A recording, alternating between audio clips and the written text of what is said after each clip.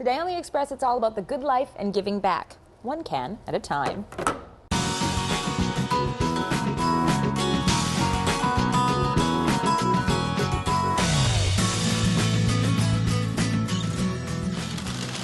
On today's show, we have a wide variety of people that use the food bank. The Richmond Food Bank. The Langley Ukulele Ensemble. Lord, I'm coming home to you. Push and pull, good. The Street Strider in Steveston. Now lean a little bit right. Keep leaning right. The White Rock Divers.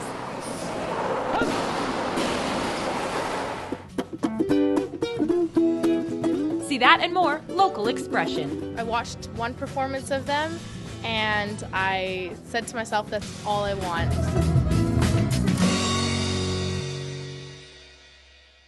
Welcome to The Express at the Richmond Food Bank. I'm Johanna. We have a great community show today featuring passionate people from all around BC. We have volunteers, we have divers, artists, and musicians. Up first, check out the big sound Langley's producing with an entire ensemble of ukuleles.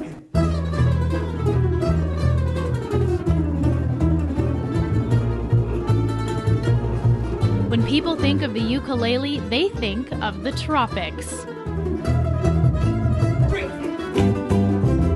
But this small instrument plays a big part in the music curriculum, of all places, in Langley. It was first introduced a number of years ago, much like the recorder was in other school districts, as a method to teach students how to play music. Peter Luongo has been the director of the Langley Ukulele Ensemble for 30 years. When we look at this instrument, what we begin to recognize is that the 4 strings give us options that, for example, a recorder don't give us. You can sing and strum at the same time.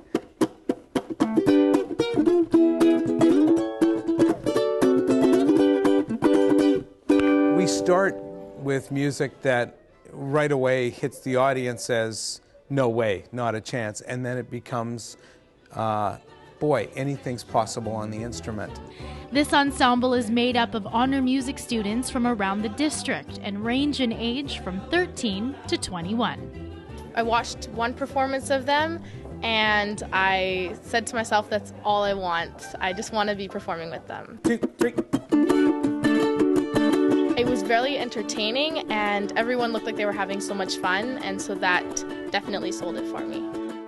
I just really love the challenge. I love the people. I love making music. I love performing, and this is the perfect opportunity for me. I adore this instrument as much as I did when I first started playing.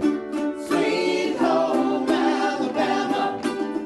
Their unconventional song choice and energetic stage presence make them entertaining to watch. And these uke players love this instrument for a number of reasons. Probably the fact that not very many other people play it, so it's very unique. I just like the simplicity of it. You can do a lot of challenging things on it. Because it's an instrument you can bring with you wherever you go. It inspired me. It was a challenge and I enjoyed it. And they all agree without the guidance of their fearless director, this ensemble wouldn't be possible. Lord, I'm coming home to you. He's definitely one of those people who challenges you and expects nothing but excellence, which is definitely a really important thing to me because I respect his honesty and his demanding for more, and he's really enthusiastic and he loves what he's doing, so that kind of rubs off on you. Quite frankly, what I'm trying to do is show that just as this instrument doesn't seem to have much potential, so too we often think of our children as not having potential. But when you hear the kids play this instrument, you start to realize that not only does the instrument have great potential, but so do the young players who perform with it.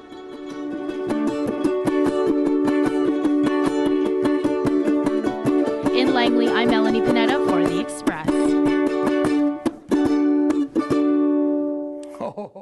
The Langley Ukulele Ensemble has their big holiday concert coming up on December the 11th, where they play and sing all your favorite Yuletide classics. You can find out more at the website langleyukes.com. That's with just one Y. So there's an example of Together is Amazing, and here's another one. Today on The Express, we're at the Richmond Food Bank, where they distribute more than 15,000 pounds of food every week to over 1,200 people. In Richmond, we have a wide variety of people that use the food bank. demographics go right across the scale in terms of people that are new to Canada, the working poor, the homeless, and just generally people that are in need, that have a problem surviving from paycheck to paycheck. You know, the economy is really bad, and you know, there's a lot of people out there that need help, and you know, we got to all, you know, band together and help everybody. So good to be there. I've been here 7 years, and the reason I volunteer is to stay active and help the community out. We allow people to come to the food bank once a week. We have no means requirement here in Richmond. Not exactly your typical brown bag lunch, right? Not at all, not at all. So this is the Healthy Snacks program, and who does that go out for? This is for our clients that are age 2 up until their 13th birthday.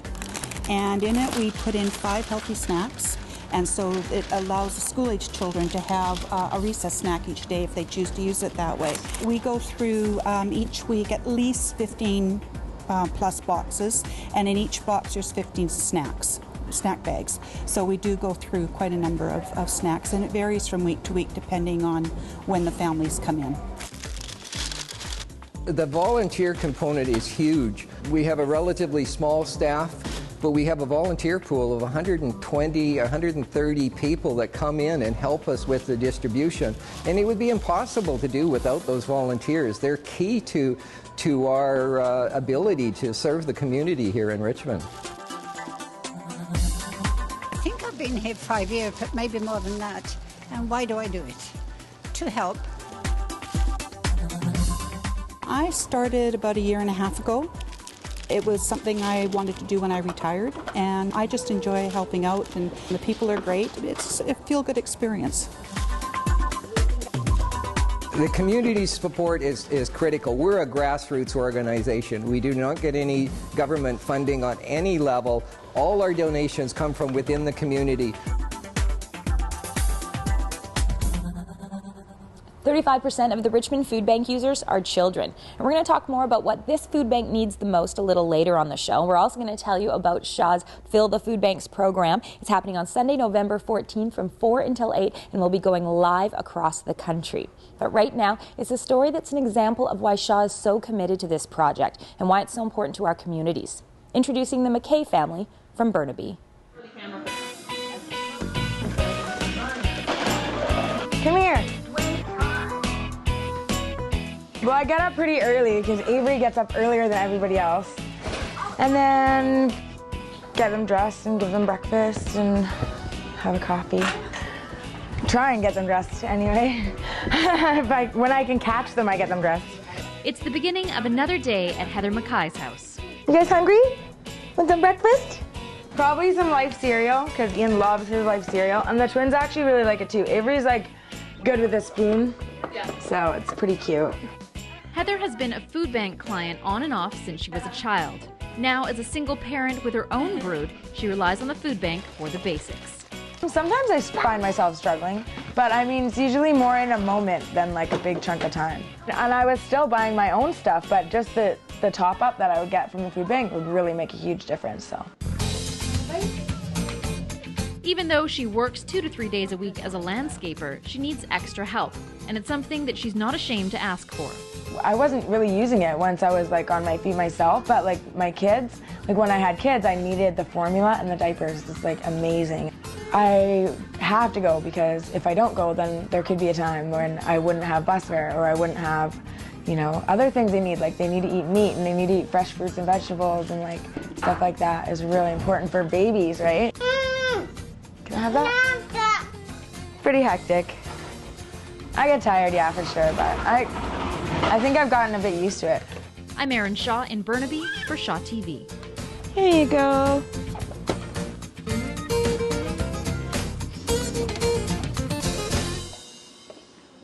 Heather's an example of a typical food bank user. The fact that she's even able to work 2 to 3 days a week, thanks to the support of her community and her neighbors, is pretty incredible. Now you're watching The Express, and we have more incredible stories for very different reasons coming up.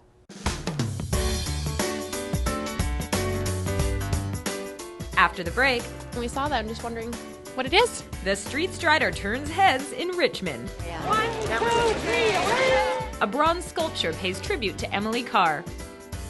You're watching local TV on the Express.